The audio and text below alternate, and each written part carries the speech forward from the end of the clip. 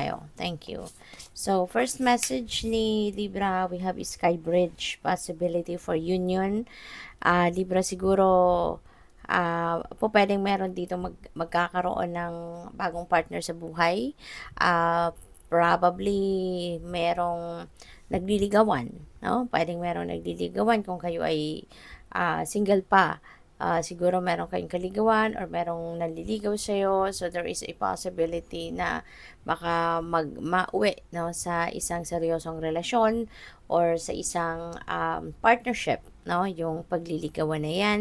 Pwede rin naman na meron ditong union in marriage, no?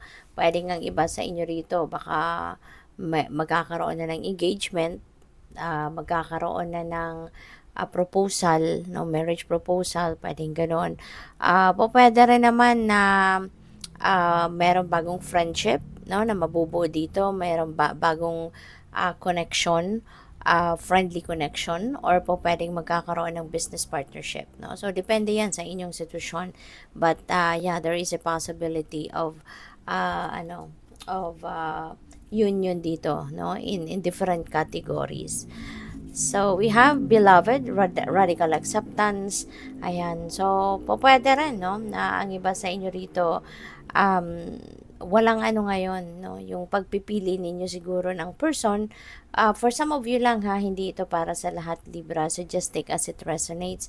Pwede na ang iba sa inyo rito talagang hindi kayo yung sa pagpipili ng jowa, pagpipili ng magiging boyfriend or girlfriend, kung ano siya, kung sino siya, talagang tanggap na tanggap, no? Maaaring gano'n ang ganap. Walang ang tawag dito, walang masyadong mataas na criteria, kumbaga, no? Kung mahal mo yung tao, mahal mo, no? Regardless kung ano man ang pinagdaanan niya sa buhay in the past, regardless kung sino man siya, ano man ang estado niya sa buhay, yung ganun ba, no?